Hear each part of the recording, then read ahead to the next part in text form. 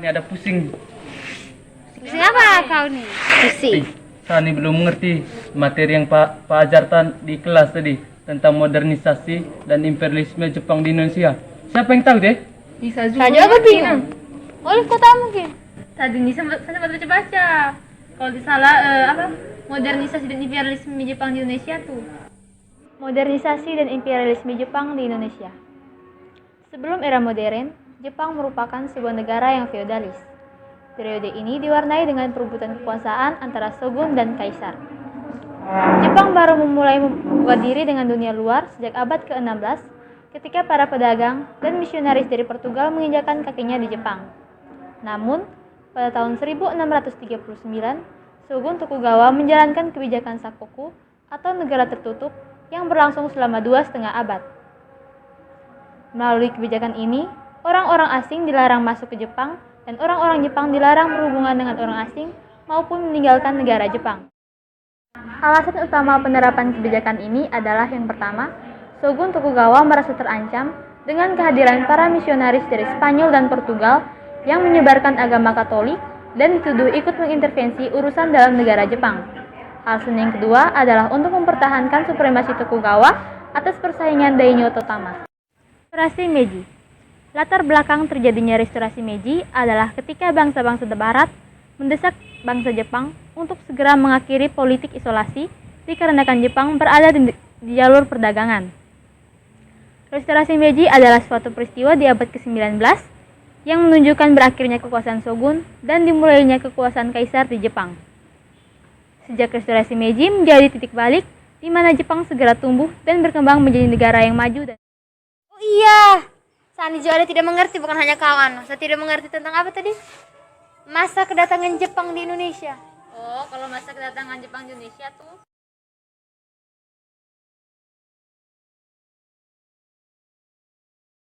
kedatangan Jepang di Indonesia. Tentara Jepang berhasil mendaratkan pasukannya di Pulau Jawa pada tanggal 1 Maret 1942 di 3 tempat sekaligus, yaitu di Teluk Banten, Eretan Wetan, dan Kranggan, Jawa Tengah. Keadaan ini mendesak Gubernur Jenderal Hindia Belanda untuk menyerah tanpa syarat kepada Jepang pada pertemuan di Kalijati tanggal 8 Maret 1942. Pertemuan ini mengakhiri kekuasaan kolonial Belanda dan menempatkan Jepang sebagai penguasa baru atas Indonesia. Hak-hak kekuasaan ini memungkinkan Jepang membagi wilayah Indonesia menjadi 3 komandan, yaitu tentara ke-16 di Pulau Jawa dan Madura yang berpusat di Batavia, tentara ke-25 di Sumatera yang berpusat di Bukit Tinggi, dan armada selatan kedua di Kalimantan, Sulawesi, Nusa Tenggara, Maluku, dan Papua yang berpusat di Makassar. Pada umumnya, Jawa dianggap sebagai wilayah yang secara politik paling maju, namun belum maju secara ekonomi. Hal ini berdasarkan sumber daya manusianya. Hal ini memang sangat dibutuhkan oleh Jepang, mengingat tujuan awal mereka menduduki Asia Tenggara, yaitu untuk membangun kawasan persemakmuran bersama di Asia Raya. setelah kedatangan Jepang kan Jepang pasti membawa banyak dampak tuh ke Indonesia. Apa sih dampaknya tuh, Eca? Oh, kalau untuk dampak dari kedatangan Jepang tuh,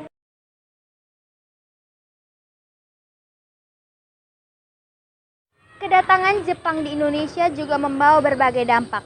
Dampak-dampak itu seperti pada bidang sosial, bidang budaya, bidang pendidikan, bidang militer, dan bidang ekonomi. Yang pertama dari bidang sosial.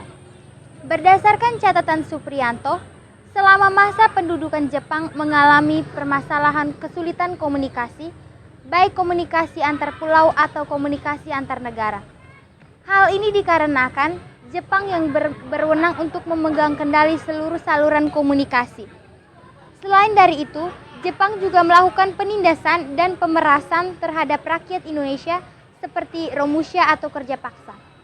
Romusha dilakukan oleh Jepang dengan memaksa rakyat-rakyat pribumi untuk melakukan kerja tanpa upah sepeser pun.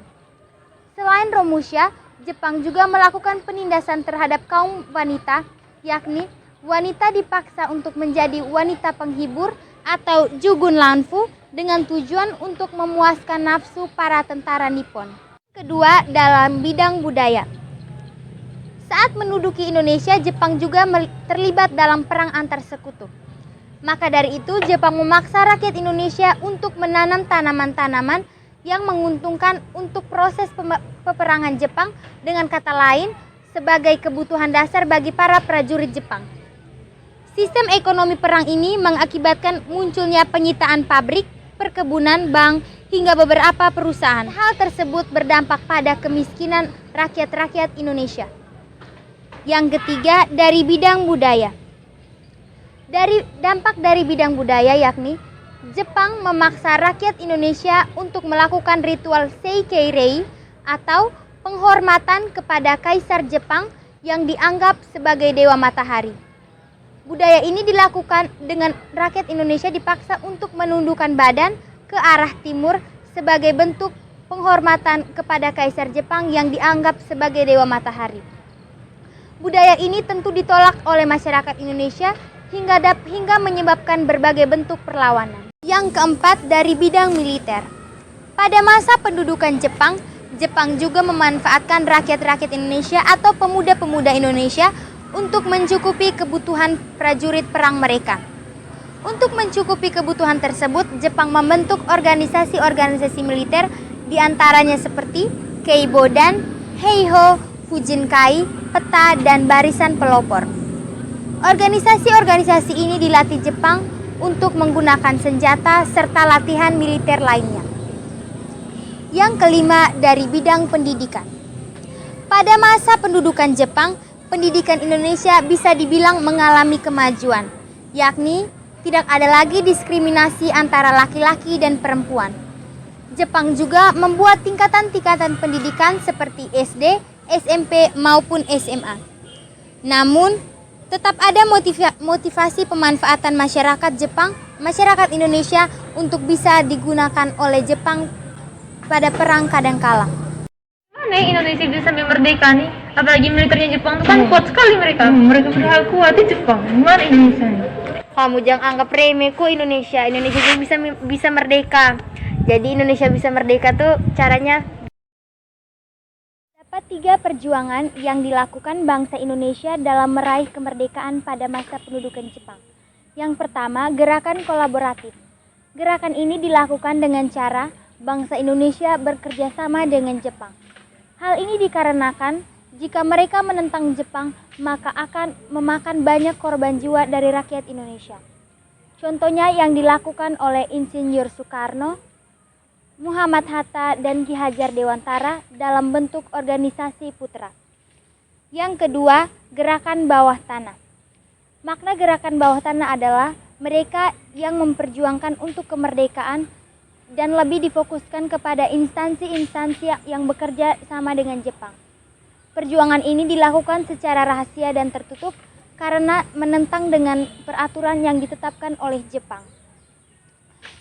Gerakan bawah tanah tersebar di berbagai tempat seperti Jakarta, Semarang, hingga di Surabaya. Yang ketiga, perjuangan bersenjata. Perjuangan bersenjata dilakukan dengan melawan Jepang secara langsung dan pertempuran langsung. Pada umumnya disebabkan oleh ketidakpuasan masyarakat Indonesia akan kedudukan Jepang di Indonesia karena banyak membawa dampak negatif di Indonesia seperti banyak penindasan dan pemerasan terhadap rakyat Indonesia. Perlawanan ini terjadi di Singaparna hingga ke Aceh. Akhir pendudukan Jepang di Indonesia. Nah, akhir pendudukan Jepang di Indonesia tuh Akhir kekuasaan Jepang di Indonesia. Pada awal keterlibatan Jepang dalam Perang Dunia Kedua, Jepang berhasil memenangkan pertempuran di berbagai front. Namun, serangan secara mendadak Jepang juga berhasil meluluhlantakkan Pearl Harbor yang merupakan pangkalan militer Amerika Serikat. Tujuan Jepang adalah agar Amerika Serikat tidak mengacaukan rencana Jepang, yaitu untuk meraih Asia Timur Raya. Pada akhir tahun 1944, keadaan Jepang semakin terdesak dengan jatuhnya Kepulauan Saipan ke tangan Amerika Serikat. Terdesaknya Jepang ini menjadi kabar yang berbahagia untuk rakyat Indonesia. Salah satu pertempuran yang membawa dampak negatif bagi Jepang adalah pertempuran Laut Karang atau Laut Koral pada tahun 1942. Pertempuran ini tercatat sebagai pertempuran laut pertama yang melibatkan kedua belah pihak. Serangan Jepang ini namun berhasil ditahan oleh Amerika Serikat. Kekalahan Jepang yang selanjutnya disebabkan oleh Amerika Serikat yang sudah mengetahui taktik yang akan dipakai oleh Jepang. Kekalahan Jepang di dalam berbagai front juga dipersulit dengan berbagai perlawanan yang dilakukan Indonesia seperti perlawanan Aceh, perlawanan di Blitar, dan perlawanan di Tasikmalaya. Kekalahan Jepang di berbagai front pertempuran berdampak pada bidang pemerintahan Jepang. Pada tanggal 17 Juli 1944, Jepang mengganti jenderal dari Jenderal Hideki Tojo menjadi Jenderal Koniaki Koiso. Pada tanggal 7 September 1944, Jenderal Koiso memberikan janji kemerdekaan Indonesia di kemudian hari. Pada tanggal 1 Maret 1945, Panglima Letnan Jenderal Kumakichi Harada membentuk organisasi yaitu BPUPKI. Namun seiring berjalannya BPUPKI, tepatnya pada tanggal 6 Agustus 1945, kota Hiroshima dibom dan pada tanggal 7 Agustus dibubarkanlah BPUPKI dan dibentuklah PPKI. PPKI yang dipimpin oleh Insinyur Soekarno, Muhammad Hatta, dan Dr. Regiman Wetjo di Ningrat berangkat ke Dalat, Vietnam pada tanggal 2 Agustus 1945 yang bertujuan untuk mengetahui lebih lanjut mengenai kemerdekaan Indonesia. Amerika Serikat kemudian mengebom pada tanggal 6 Agustus dan 9 Agustus 1945 di kota Hiroshima dan Nagasaki. Hal inilah yang membuat Jepang akhirnya pada tanggal 14 Agustus 1945 menyerah pada sekutu, akhirnya pergi dari Indonesia. Dan tanggal 17 Agustus 1945, Bung Karno akhirnya berhasil memproklamasikan kemerdekaan Indonesia. Terus nih Jepang kan jajah Indonesia juga tidak terlalu lama tuh, palingan 3,5 tahun saja, tapi pasti dia juga bawa pengaruh tuh untuk kehidupan kita yang saat ini. Oh, apalagi Jepang ini kan jadi negara terakhirnya di Indonesia tuh sebelum Indonesia merdeka. Pasti banyak tuh pengaruh Jepang, apalagi pada masa kini. Nah, pengaruh Jepang pada masa kini itu. Nah, walaupun Jepang hanya menjajah Indonesia selama 3,5 tahun, namun Jepang membawakan pengaruh yang besar hingga bisa dirasakan sampai masa kini. Pengaruh pertama yaitu dalam bidang pendidikan. Jepang menghapuskan sistem diskriminasi yang dibuat Belanda yang terdiri atas 3 golongan, yaitu golongan kulit putih atau bangsa Eropa, yang kedua adalah golongan timur asing yang terdiri dari bangsa Cina dan India, dan yang ketiga golongan pribumi atau bangsa Indonesia, yang dimana bangsa Indonesia sangat tertindas dari adanya sistem diskriminasi ini. Yang kedua, Jepang melakukan jenjang pendidikan formal yang terdiri atas SD selama 6 tahun, SMP selama 3 tahun, dan SMA selama 3 tahun yang masih bisa kita rasakan sampai masa kini. Yang kedua, pengaruh Jepang terhadap penggunaan bahasa. Jepang melarang segala hal yang berbau Barat dan Belanda di semua toko-toko, perusahaan, rumah makan, perkumpulan, bahkan papan-papan nama umum. Bahasa pengganti diperbolehkan hanyalah bahasa Jepang dan bahasa Indonesia saja. Nama kota yang berada dalam bahasa Belanda harus diubah ke dalam bahasa Indonesia. Contohnya seperti kota Batavia yang kemudian diubah namanya kembali ke Jakarta. Yang ketiga, bahasa Indonesia tidak hanya digunakan di dalam bahasa sehari-hari, namun juga harus digunakan di dalam bidang pemerintahan. Bahasa Indonesia juga digunakan untuk karya-karya sastra hasil bangsa Indonesia. Yang ketiga adalah pengaruh Jepang pada bidang budaya. Jepang mendirikan organisasi yaitu Keimin Bunkashi Doso atau Pusat Kebudayaan pada tanggal 1 April 1943. Tujuannya adalah mewadahi segala aktivitas kebudayaan agar tidak menyimpang dari tujuan Jepang. Yang keempat adalah pengaruh dalam bidang militer. Jepang menanamkan semangat-semangat nasionalisme melalui latihan-latihan militer, melalui organisasi militer maupun semi-militer yang didirikannya. Walaupun tujuannya adalah demi kepentingan Jepang, akan tetapi efek sampingnya memberikan semangat nasionalisme baru untuk Indonesia, bahkan bisa kita rasakan sampai masa sekarang ini. Mengerti tidak yang kami omong dari tadi? Oh, nah. Mengerti kok kamu anggap sekali salah nih. Pokoknya kesimpulan tuh yang saya mengerti itu yaitu kedatangan Jepang di Indonesia membawa berbagai dampak bagi Indonesia seperti politik, ekonomi, pendidikan, militer maupun sosial budaya. Bahkan kedatangan Jepang di Indonesia membawa dampak bagi reformasi budaya. Jepang melakukan berbagai propaganda palsu untuk menarik simpati Indonesia. Hal inilah yang memungkinkan adanya perlawanan di berbagai daerah. Ketika Jepang mengalami kekalahan pada Perang Dunia Kedua, bangsa Indonesia memanfaatkan momen ini untuk memproklamasikan kemerdekaan bangsa Indonesia. Sekian dan terima kasih.